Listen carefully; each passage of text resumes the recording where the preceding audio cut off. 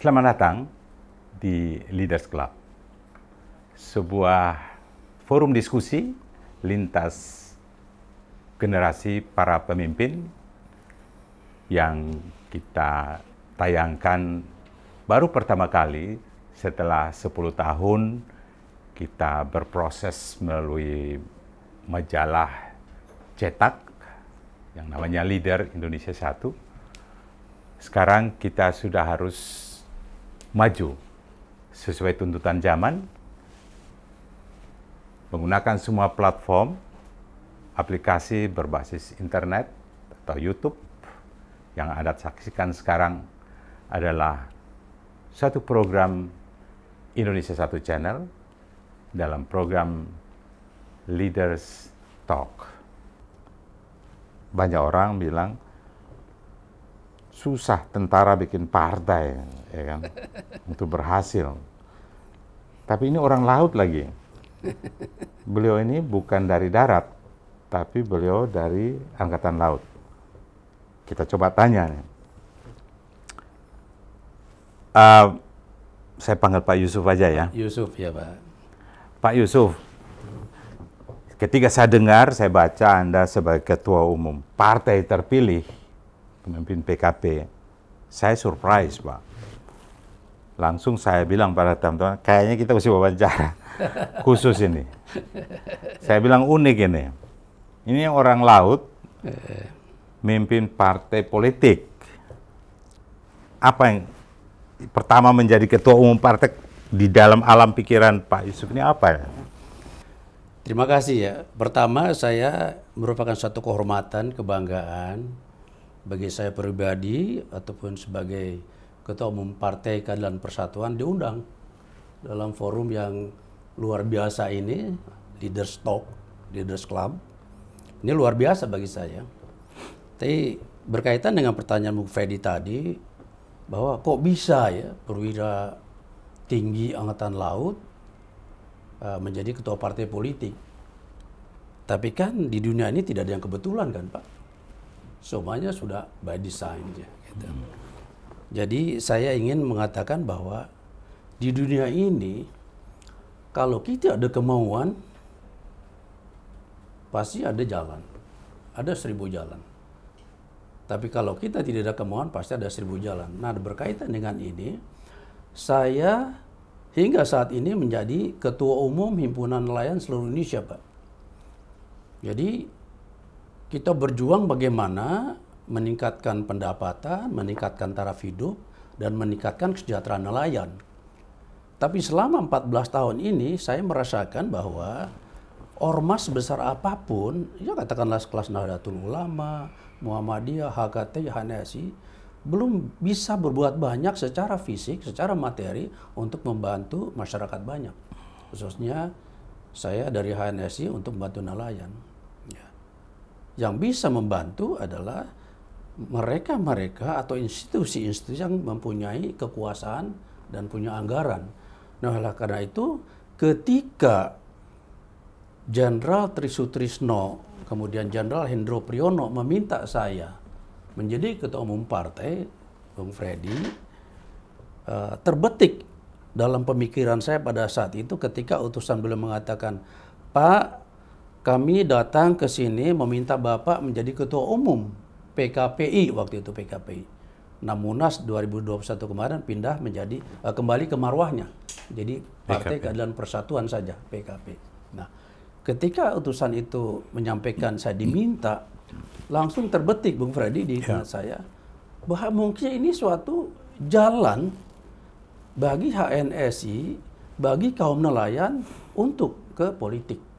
Karena kita tahu politik kan identik dengan kekuasaan. Tidak ada partai politik di seluruh dunia kalau tidak akan mendapatkan kekuasaan. Yeah.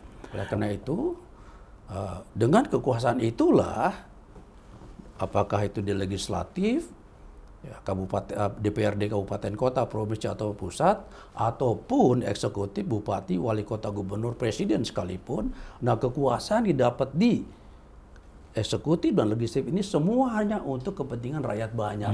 Itulah yang terbentuk oleh saya, sehingga wah ini saya bismillah saja Pak. Jadi, jadi Persoalan yang menjadi ya. ya kita tahu ini tadi Pak Yusuf bicara nelayan, kan saya tahu Anda ini panglima nelayan. Bahkan beberapa buku yang saya baca itu Bapak itu kan di bawah title itu kan sebagai panglima nelayan. Dan mimpin nelayan ini sudah berapa tahun? 13 tahun ya? 14 tahun. 14 tahun. Jadi saya kira ini ada darah baru dalam memimpin partai. Tapi ada hal yang pertanyaan menjadi kegalauan juga. Sudah beberapa kali ganti partai, ganti ketua umum di mulai PKP, PKPI dan sebagainya. Ada kegalauan nggak di sana itu untuk memimpin partai ini, Pak? Karena ini jenderal-jenderal darat yang penguasaan politiknya tinggi. Ini apa nggak jadi beban, Pak? Jadi begini, Bung Freddy ya. Sebenarnya dalam suatu organisasi itu tidak ada istilah galau atau katakanlah galau politik, nggak ada. Nah, setiap organisasi kan selalu pemimpin kan berganti. Makanya ada suatu agidigum lah. Pemimpin ada masanya. Ya. Dan setiap masa ada pemimpinnya. Iya kan? Jadi pergantian pemimpin itu hal yang biasa-biasa saja, wajar-wajar saja. Ketika organisasi, apalagi partai politik kan, harus betul-betul dia dinamis. Tidak boleh stagnan, Pak. Terus mengikuti perkembangan zaman. Nah, ketika pemimpinnya itu tidak bisa menyesuaikan dengan perkembangan zaman, tidak bisa menyesuaikan gerakan organisasi yang sedemikian dinamis, otomatis ya pemimpin itu harus diganti. Jadi ya kita sepakat ya bahwa organisasi militer, sipil, apapun institusi, ya pergantian pemimpin adalah suatu yang wajar-wajar saja. Tapi waktu tidak ada galau lah gitu, Pak. Saya alas Bapak punya suara. Ketika menerima diminta menjadi ketum itu, apa pertama kali yang dipikirkan Bapak? Tadi kan sudah saya jelaskan. Jadi ketika saya diminta menjadi ketua umum oleh pendiri ya, oleh Jenderal Teddy Sutisno maupun Pak Hendro Priyono, ya itu. Inilah saatnya saya bisa mengabdi untuk masyarakat banyak, untuk berjuang untuk masyarakat banyak. Kalau nanti betul-betul saya dipilih menjadi ketua umum partai, nah partai itu akan mendapat kekuasaan, berjuang untuk mendapatkan kekuasaan, dan kekuasaan itulah untuk diabdikan untuk masyarakat banyak. Nah karena saya ketua umum himpunan nelayan seluruh Indonesia, maka ya paling tidak saya 14 tahun berjuang untuk nelayan itu bisa kita wujudkan. Berarti perjuangan kepada nelayan, nasib nelayan, dan produk-produk para nelayan ini dan keluarga generasi nelayan di sepanjang pesisir yang luas Nusantara yang begitu luas ini, 17.000 pulau ini, ini menjadi fokus dalam perjuangan PKP. Tidak fokus, itu salah satu segmen perjuangan kita. Karena pada hakikatnya bahwa PKP ini selalu konsisten dan tetap perjuangannya ya Pak ya. Sebagai garda terdepan dan benteng Pancasila, Undang-Undang Dasar 45, NKRI dan Bhinneka Tunggal Ika. Dari segala ancaman disintegrasi bangsa, terorisme, radikalisme, intoleransi dan diskriminasi, sehingga platform perjuangan PKP ini jelas-jelas adalah bagaimana kita menegakkan keadilan, bagaimana memelihara, merajut persatuan dan kesatuan bangsa. Sehingga ya karena memang saya ketua umum HNS tadi, nelayan itu menjadi salah satu segmen kita, tapi yang paling penting adalah semua komponen bangsa yang cinta kepada Pancasila, yang cinta kepada keberagaman, yang cinta kepada Bhinneka Tunggal Ika. Itulah yang akan kita perjuangkan betul dalam platform perjuangan PKP, Pak. Memang dalam memimpin partai politik atau mengambil keputusan menjadi politisi itu memang tidak boleh ragu-ragu. Apalagi Pak Yusuf ini kan berlatar belakang militer, pasti sudah terukur semuanya, ya sudah terukur. Tapi begitu melihat persoalan bangsa yang ini besar, langkah pertama apa yang Anda pikirkan akan melakukan duluan dari semua program rencana itu?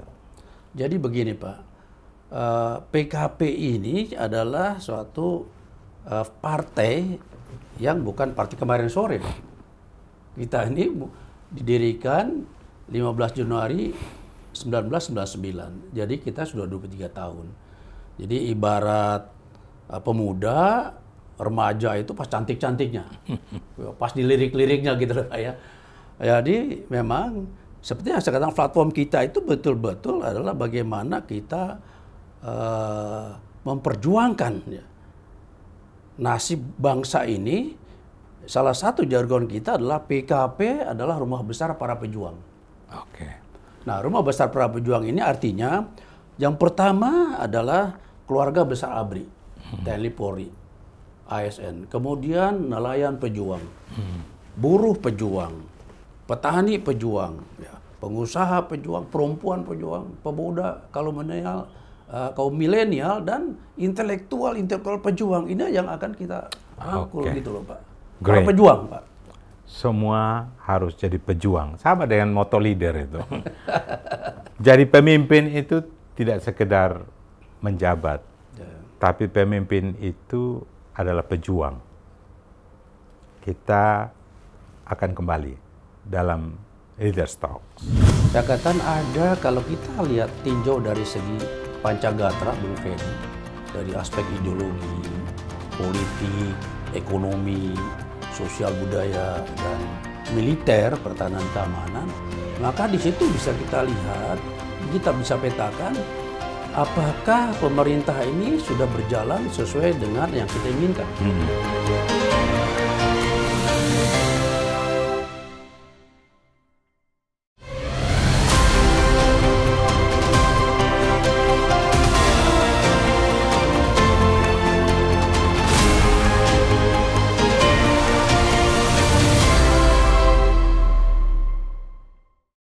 Baik Sobat Leader, kita kembali masih bersama Leaders Talks.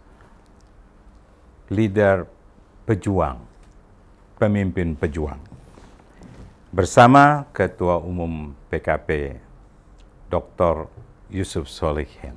Sobat, kita memang bicara tadi sudah panjang lebar soal PKP ini, tapi ada beberapa hal yang menjadi mungkin pertanyaan publik juga. Bagaimana? Apakah PKP mendukung kebijakan Jokowi juga kan? Jadi begini, Bung Ferdi ya. Partai Keadilan Persatuan ini mendukung Jokowi bukan pada periode ini saja, tapi mulai tahun 2014. Nah, ketika proses pencapresan 2013, PKP waktu itu mencari kira-kira tokoh-tokoh calon-calon pemimpin nasional yang seperti apa yang bisa memberikan angin segar bagi pembangunan nasional. Pada waktu itu kan yang sudah muncul itu kan Bu Megawati, Pak Prabowo, Hatta Rajasa, ya kan Pak ya? Banyak lagi tokoh-tokoh yang lain. Nah, ketika itu begitu Bu Mega, PDIP bukan Bu Mega, memajukan Jokowi sebagai calon presiden, kemudian Gerindra mengajukan Prabowo jadi presiden, sehingga ada dua calon waktu itu, Jokowi JK dengan Prabowo Hatta Rajasa. Nah, kami melihat waktu itu ya pemimpin PKP menganggap bahwa visi misi PDIP yang diterjemahkan dalam visi misi Jokowi itu sangat seiring dan sejalan dengan visi misi dan platform PKP. Ya. Tapi yang menjadi semua akan begitu. Bahkan saya ada catatan tuh sekitar 80% partai itu mendukung kebijakan Presiden Jokowi. Sehingga hampir tidak pasti kalau orang bicara oposisi itu kayak ini sedikit ya. kurang bunyi. Nah, sebagai partai politik, adakah kritik apa yang ingin disampaikan kepada kebijakan pemerintah saat ini? Jadi begini, ketika PKP ini mulai 2014 kan saya katakan, kemudian kita usung lagi juga 2019 sampai saat ini. Saya katakan ada, kalau kita lihat tinjau dari segi Pancagatra, Bung Freddy, dari aspek ideologi, politik, ekonomi, sosial budaya, dan militer, pertahanan keamanan, maka di situ bisa kita lihat, kita bisa petakan apakah pemerintah ini sudah berjalan sesuai dengan yang kita inginkan. Nah, katakanlah misalnya dari bidang ideologi. Sekarang masih banyak saudara-saudara kita yang anti Pancasila. Bukan banyak, masih ada saudara-saudara kita yang menginginkan merubah Pancasila menjadi ideologi lain. Ini kan masih pekerjaan rumah buat kita. Dan ini masih ada. Tapi saya katakan kepada pemerintah, PKP mendukung pemerintah, tapi ketika pemerintah itu tidak melakukan atau melakukan sesuatu yang keliru, ya kita kritisi kan. Itu kita tidak, bahasa Jawa tidak pejah gesang ya, mati hidup. Kritik mendukung, apa tidak. ya? Misalnya gini, jadi sekarang pemerintah belum melakukan yang persuasif. Katakanlah yang orang-orang atau saudara kita anjir pasal ini kan saudara kita juga, Bung Freddy. Tidak mungkin kita ceburin ke laut kan? Ya. Ya, kan harus ada tindakan-tindakan yang betul-betul terukur dan terencana, dan ini belum. Nah, itu sudah kita sampaikan, Pak. Kemudian di bidang politik ya barangkali masih ada kan pekerjaan rumah. Kita kebetulan sama-sama belajar ilmu politik ya. Sekarang negara, bangsa akan menganut sistem politik seperti apa? Apakah multi partai yang sekarang agak tersendat-sendat di DPR gitu, atau di partai ya, seperti di Amerika yang telah terbukti dia menjadi negara adikuasa, atau sistem satu partai seperti Cina yang juga sekarang sudah menjelang menjadi adikuasa, atau sistem multi partai sederhana seperti zaman itu. Nah, sekarang masih tanda tanya kan, Pak. Nah, di sini pemerintahan ini kan masih juga ambivalen kan, Pak. Nah, oleh karena itu ini kan PR bersama juga. Nah, PKP mengajukan ya, cobalah kita duduk bareng-bareng seluruh komponen bangsa, seluruh masyarakat Indonesia, ya para pemimpin, para leader-leader inilah dikumpulkan oleh Pak Bung Freddy, kira-kira format seperti apa di bidang politik. Nah, kemudian di bidang ekonomi juga begitu. Bahwa kalau kita melihat Undang-Undang Dasar 45 pasal 33, bahwa perekonomian kita adalah usaha bersama kan, Pak, berdasarkan kekeluargaan. Adakah sekarang usaha-usaha di Republik tercinta ini yang berdasarkan kekeluargaan? Yang terjadi kan homo homini lupus. Yang kuat bertambah kuat, yang kaya bertambah kaya, yang miskin bertambah miskin. Nah, ini saya kritik juga kepada pemerintah, bahwa saya katakan kepada Jokowi begini, Pak, distribusi kekayaan orang per orang, warga negara di Republik ini harus diratakan, dan pemerintah harus intervensi. Itu tadi, sehingga kesenjangan sosial itu bisa menipis gitu ya. Gini rasionya itu bisa lebih kecil. Nah, itu misalnya kemudian di bidang pertahanan keamanan. Sekarang kan kita belum tegas betul terhadap kelompok-kelompok atau orang atau saudara-saudara kita yang ingin melepaskan dari Republik ini, yang mengakibat disintegrasi bangsa.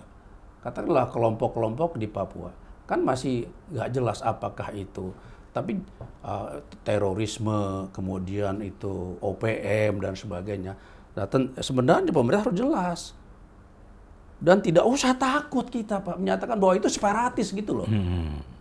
Nah, sehingga tindakan kita jelas gitu. Oke. Gitu loh, Pak.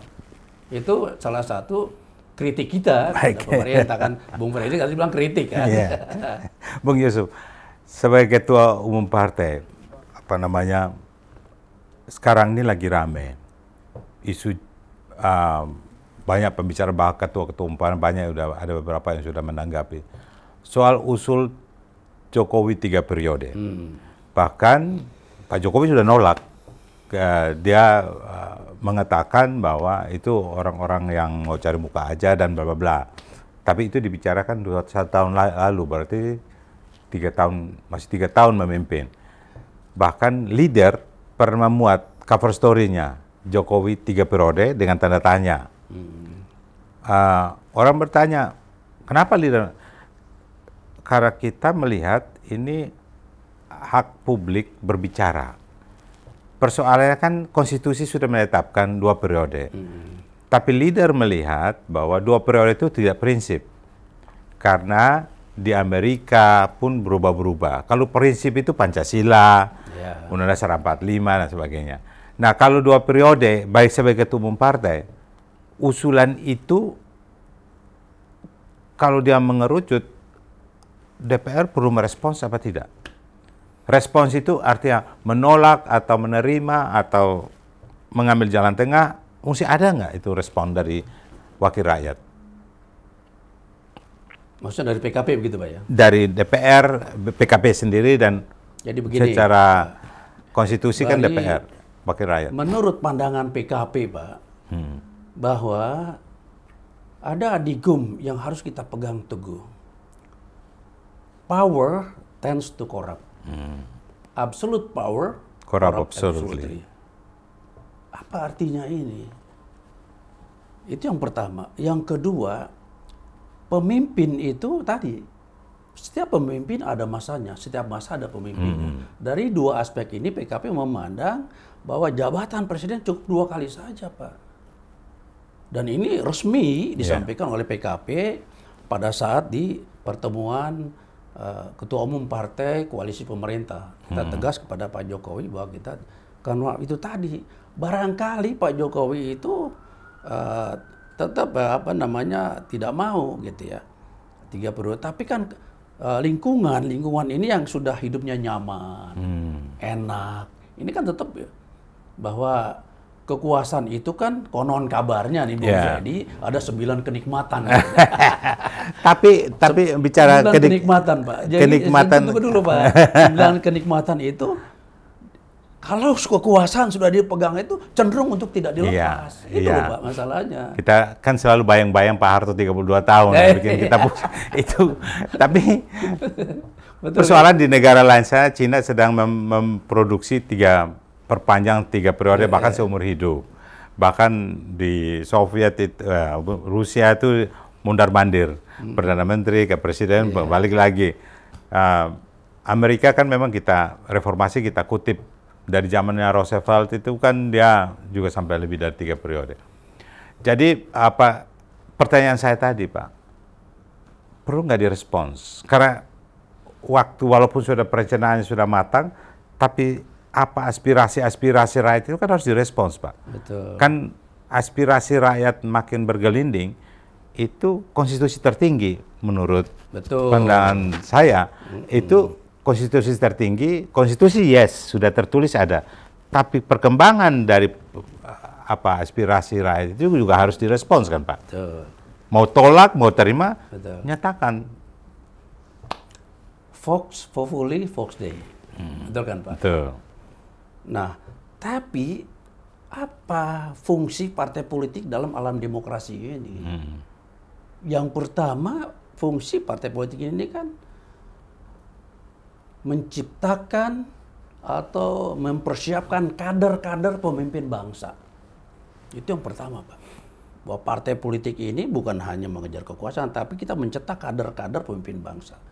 Kemudian juga meningkatkan, mengembangkan partisipasi politik masyarakat, ya kan?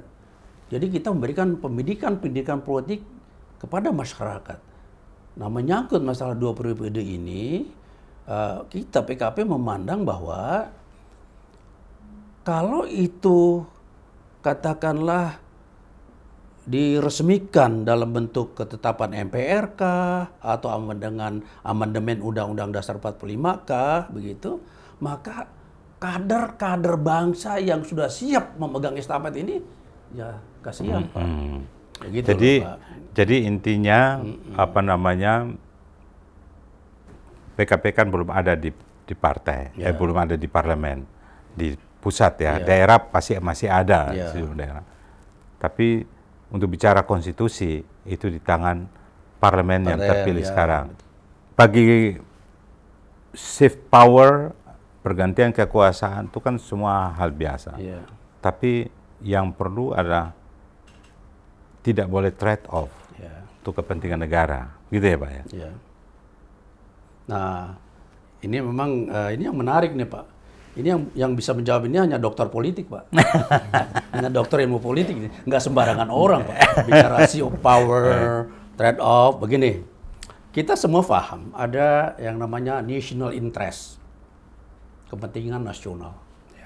Nah, kepentingan nasional ada beberapa teori lah mengatakan bahwa kepentingan Margonto mengatakan bahwa kalau kita lihat konstitusi Amerika, kepentingan nasional itu adalah masalah kesejahteraan umum, masalah perlindungan hukum. Kemudian Horsley mengatakan bahwa ada 4 komponen kepentingan nasional itu, yaitu masalah security atau keamanan, masalah otonomi, masalah kesejahteraan atau welfare, dan masalah prestigious, kebanggaan, dignity ya.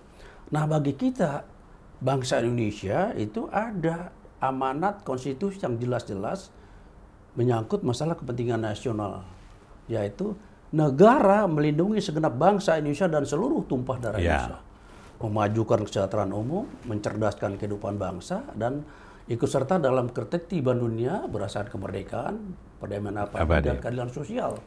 Nah, kalau kita lagi mengerucutkan lagi, masalah kepentingan nasional itu masalah kedaulatan, integritas wilayah, ya Pak ya, masalah keamanan, masalah kesejahteraan. Nah, ini yang tidak bisa di-trade off Pak, kepentingan nasional ini. Ya, shift power boleh, tapi kepentingan nasional ini tidak boleh. Nah, kita PKP memandang kalau ada yang orang-orang yang men-trade off kepentingan nasional untuk kelangsungan hidup bangsa ini saya bisa mengatakan ini pengkhianat bangsa, Pak. Pengkhianat bangsa. Oke, Sobat Leader, kita break sejenak. Cina mengklaim bahwa dia ada 9 poin itu kan Pak. Termasuk juga Natuna masuk ke dia, katanya sejarahnya seperti itu. Kita juga mempertahankan, Vietnam juga mempertahankan. Nah, Amerika punya kepentingan di situ.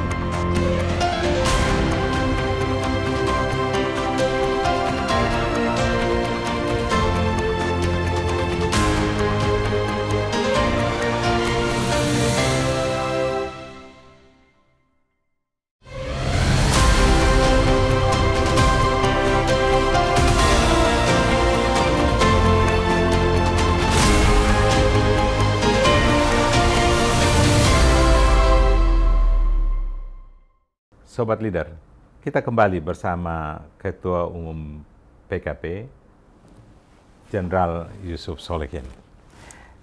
Bung Yusuf, tadi kita udah panjang lebar soal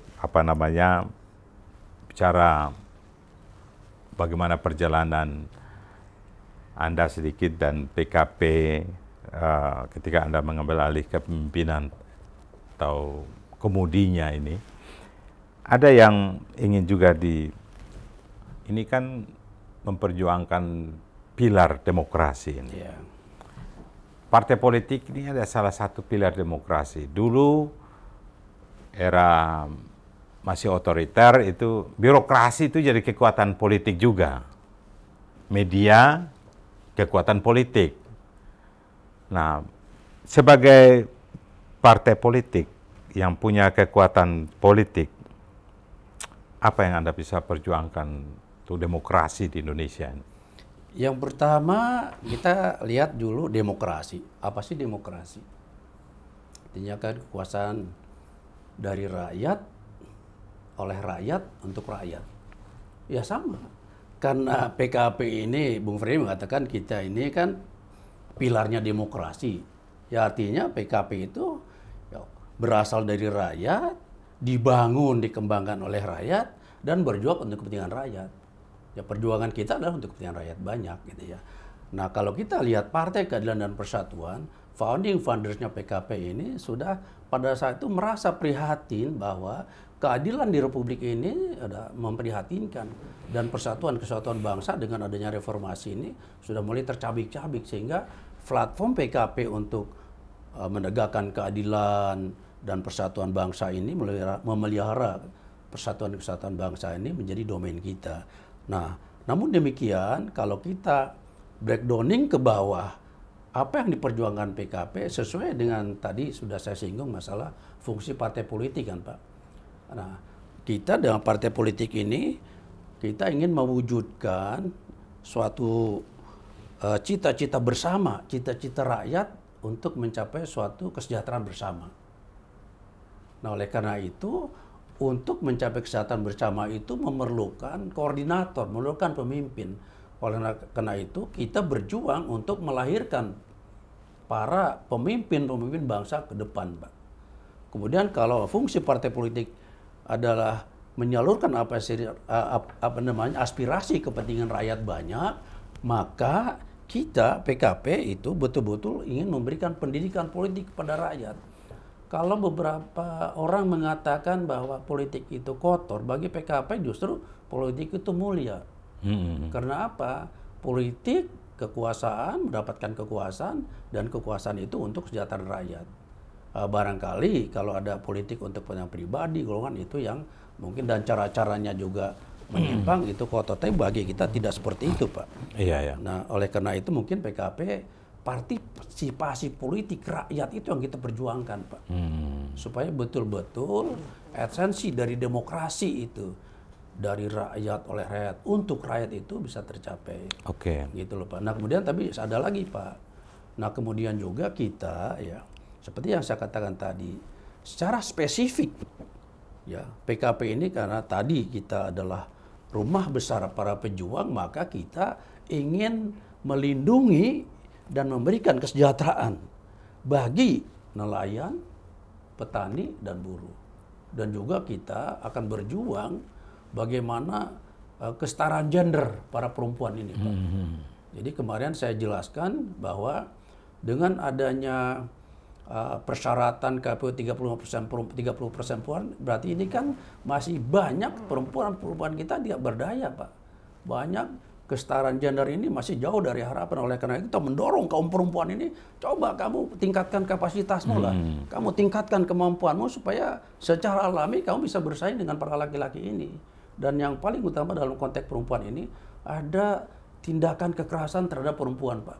Nah, kalau partai lain mengatakan, Pak, gimana kalau pelaku-pelaku tindakan seksual tindak pidana kekerasan seksual ini dikebiri? Kalau PKP tidak, Pak. Kalau perlu dipotong alat vitalnya. Gitu loh, Pak. Jadi PKP itu tegas, Pak. Tegas dan jelas gitu loh, Pak. Ya, itu terukur gitu loh. Iya, Pak. Jadi kalau hanya kebiri kan masih ada satu. Betul kan, Pak? Baik, ini kan menarik. Tapi ada satu lagi, Pak. Ada satu lagi. Jadi kita juga ya, sekarang kan tadi Bapak menyinggung masalah galau. Sekarang anak-anak muda kita, pemuda kita, kalau mereka galau, Pak. Setelah kita lulus menjadi apa? Oleh karena itu PKP mengajak mereka, ayolah berjuang sama-sama kita. Kita akan mendatangkan investasi besar-besar. Maaf, Pak, apa yang bisa Bapak yakinkan anak-anak muda ini? Karena anak-anak muda hampir hilang kepercayaan juga untuk mereka lebih suka di antara mereka. Jadi ada semacam gap antara di era disruption atau post-truth atau era sosial media ini, teknologi informasi yang begini canggih ini membuat ada gap. Betul. Ada gap bahwa ada post kebenaran. Kalau media bagi saya benar ya benar gitu. Gak ada post-truth. Mungkin para pencipta oke lah, tapi bagi leader benar ya benar. Gak ada kita membanding-bandingkan.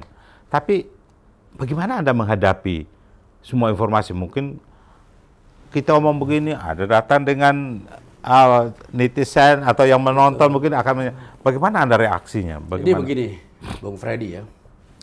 Kita lihatlah contoh. Air, Pak, menetes di batu.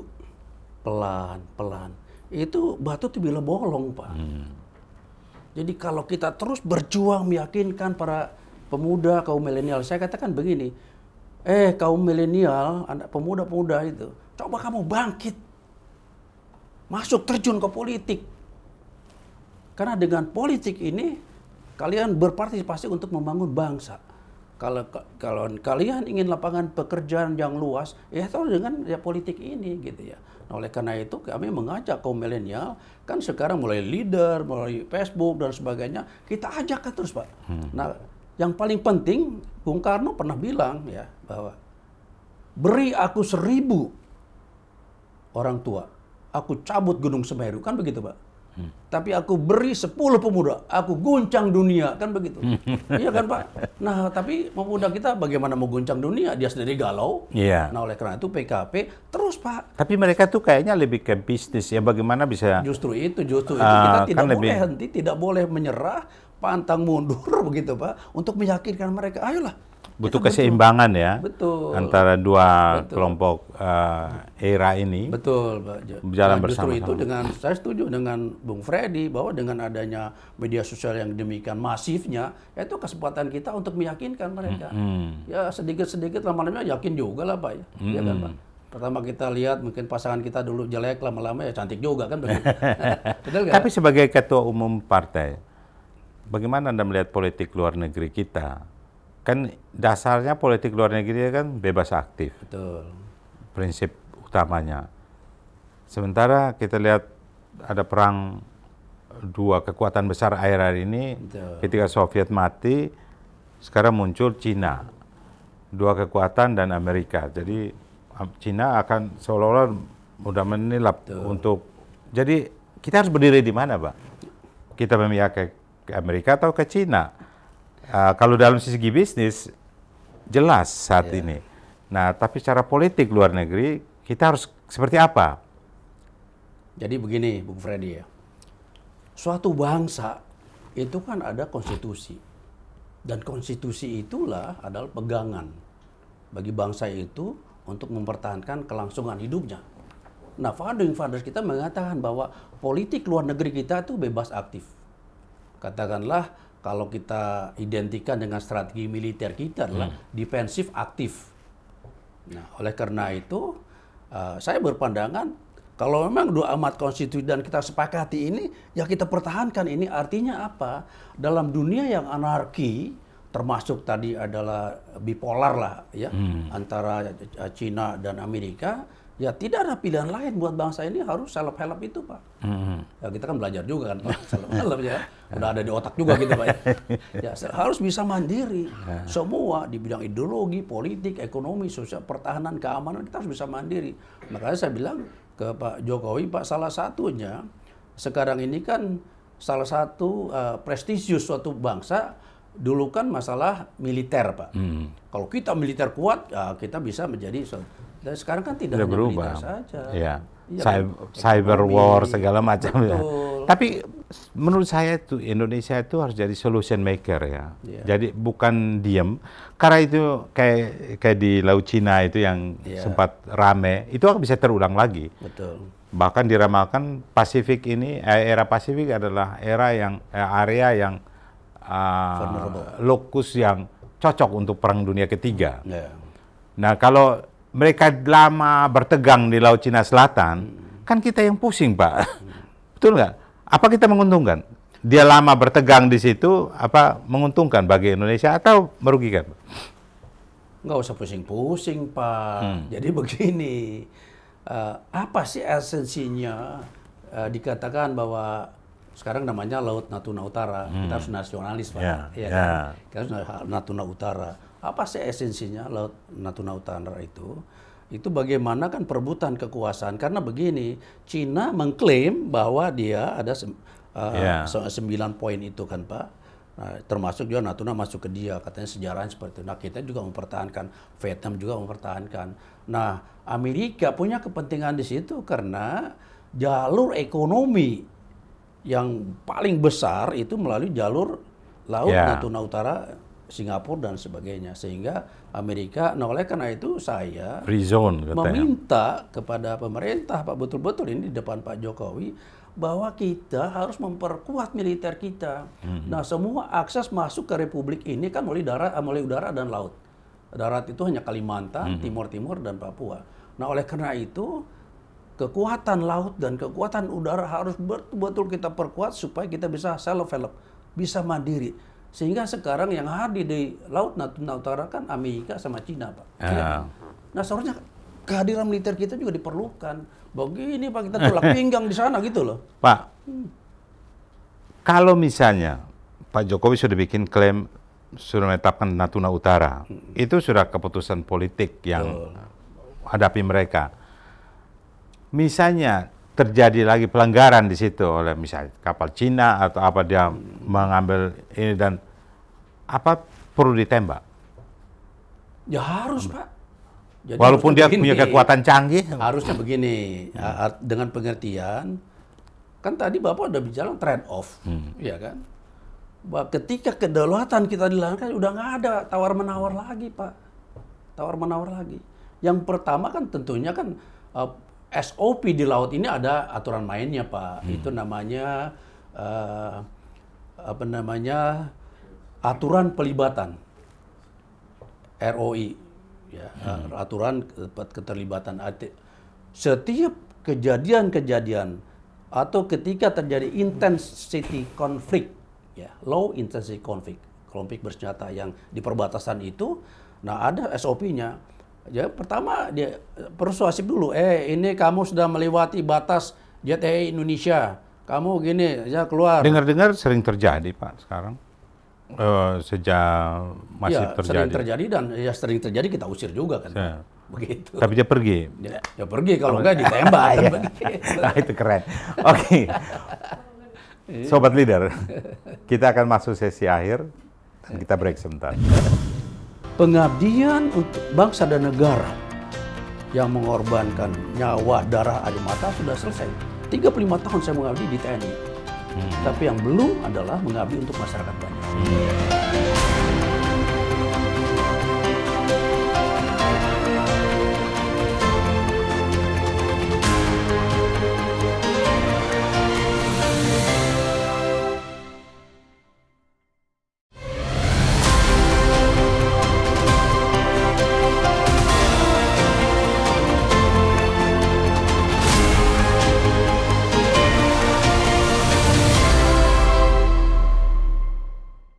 Sobat Leader, Anda masih bersama dalam Leaders Club, sebuah program diskusi, bincang-bincang kepemimpinan lintas generasi.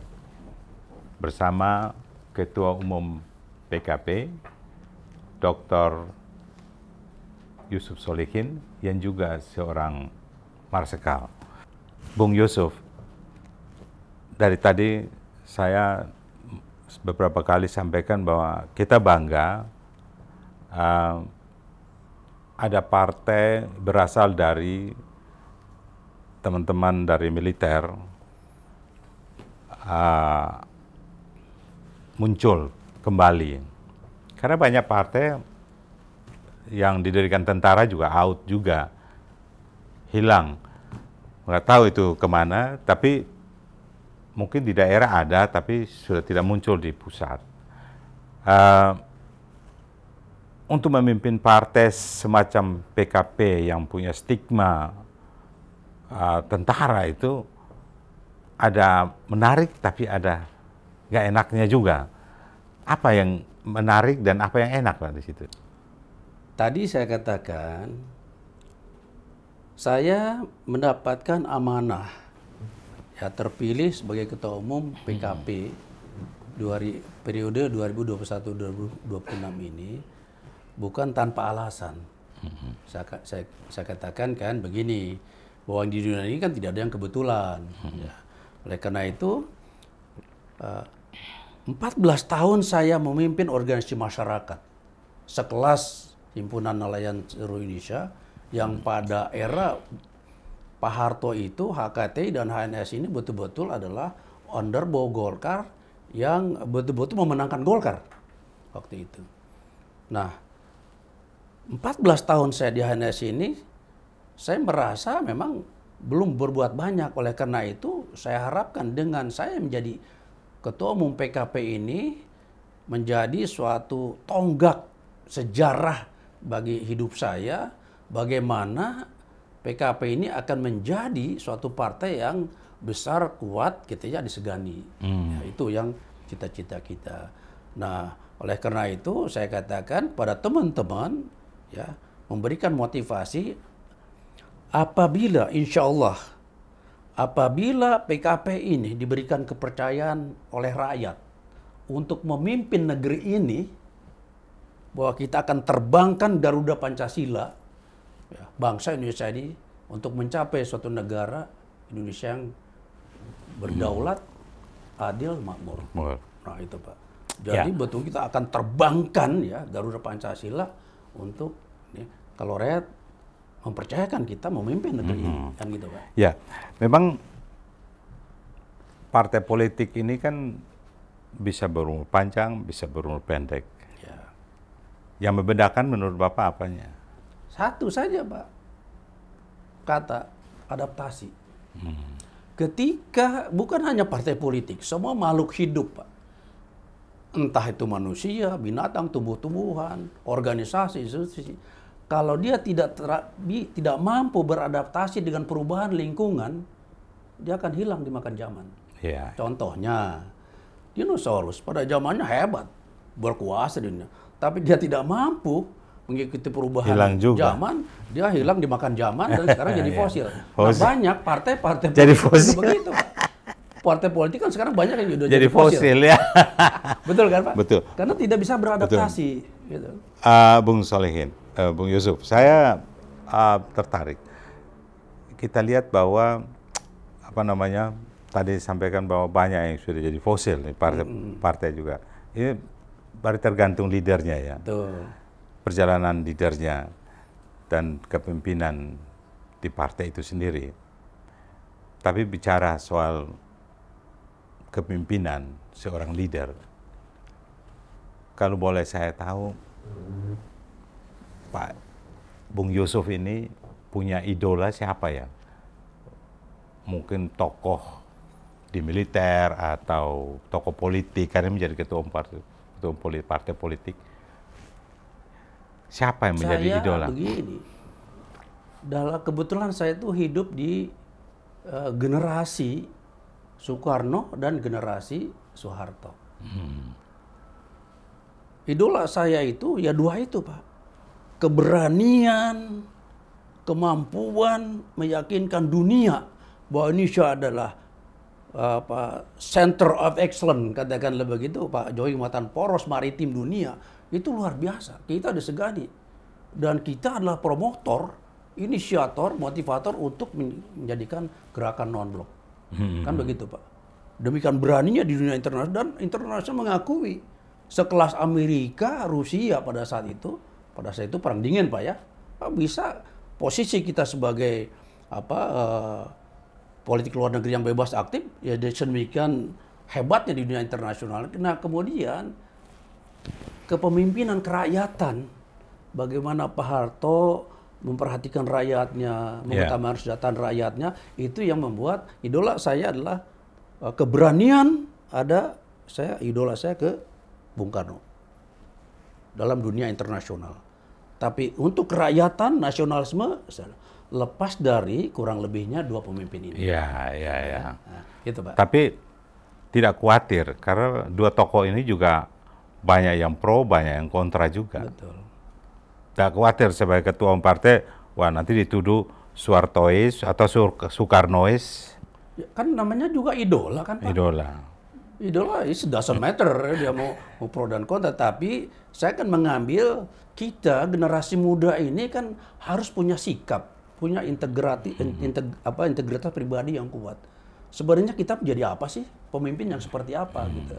Kita kan harus mencontoh pemimpin dunia kan Pak. Pemimpin senior kita. Sekarang ini kan seolah-olah nggak ada pemimpin yang menjadi sempurna gitu, yang semua dicaci maki gitu. Sudah siap dicaci maki. Wah itu ya namanya demokrasi kan ya biasa-biasa saja. Kalau tidak mau caci maki ya nggak usah jadi pemimpin. Ya kan? Pernah nggak di rumah saja? Pak Solehin selama memimpin sebagai tentara, mungkin pernah mengambil keputusan apa yang sampai hari ini menjadi ingatan atau mungkin menjadi legacy. Kan banyak tuh orang tuh mengambil gitu. Bung Karno tuh ketika masuk penjara, dia baru ambil keputusan di situ, banyak yang terjadi ketika dia exile. Kembali, kemudian Indonesia merdeka. Jadi ada dua, ketika saya memimpin HNSI, buat saya itu suatu keputusan yang di luar nalar orang begitu ya. Juga kedua adalah memimpin PKP ini.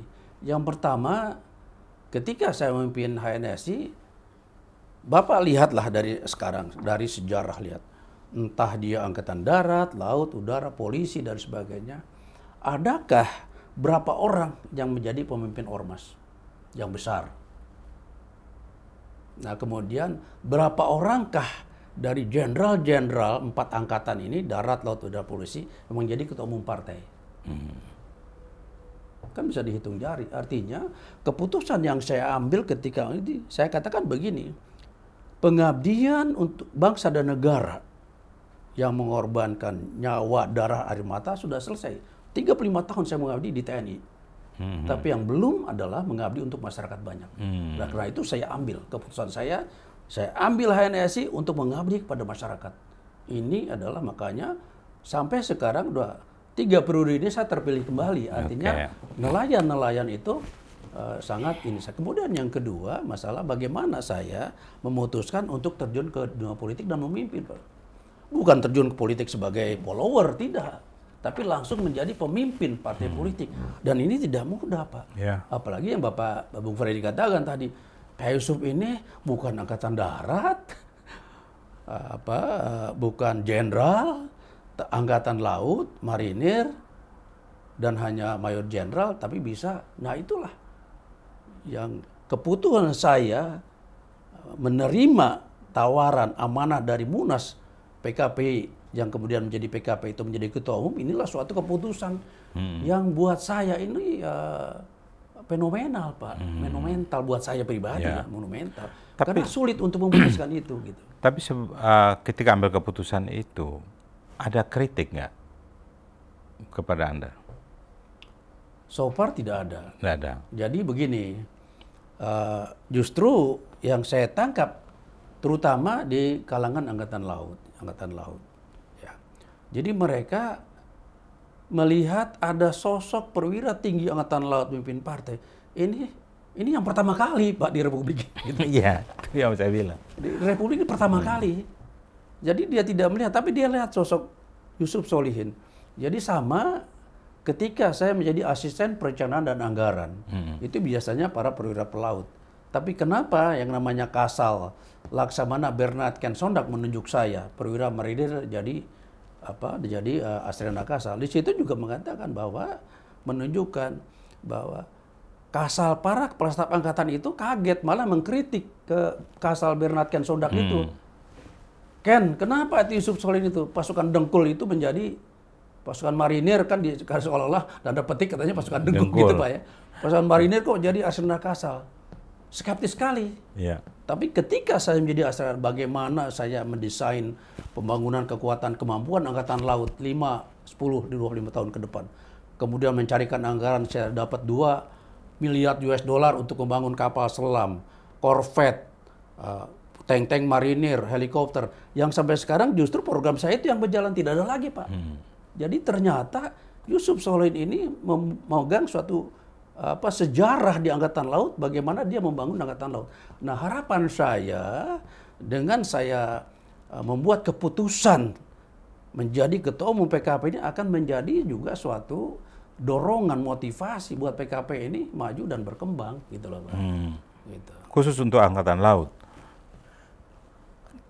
ketika nanti menjadi pemimpin,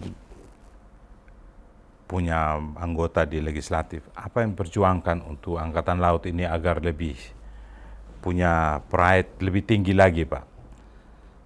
Jadi begini,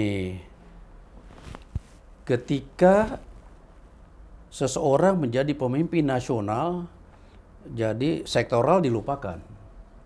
Jadi kalau katakanlah PKP mempunyai lolos ke Senayan, duduk dan kita mendapatkan posisi di pemerintahan, yang strategis, bukan hanya Angkatan Laut yang harus dibangun. Jadi saya katakan begini, bahwa PKP, ya insya Allah kalau PKP ini lolos ke parlemen pada kontestasi politik pemilu 2024 nanti, maka PKP siap menjadi penyalur atau penyambung lidah rakyat TNI dan Polri.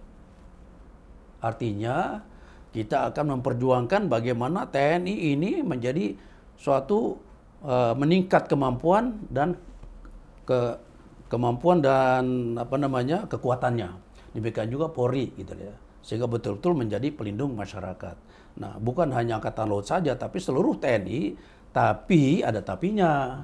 Tapi kalau lihat dia dari segi geopolitik, geostrategi dan ekonomi, maka yang paling utama kita adalah membangun TNI Angkatan Laut dan membangun TNI Angkatan Udara. Ya. Gitu loh Pak. Matra, laut, dan udara. Ya. Baik, sudah 1 jam Sobat Leader kita ngobrol di Leaders Club ini dengan Dr. Yusuf Solihin, Ketua Umum PKP. Mudah-mudahan apa yang kita bicarakan ini ada yang masuk menjadi sesuatu yang menarik untuk Anda terus bertanya. Dan nantikan terus di Leaders Channel.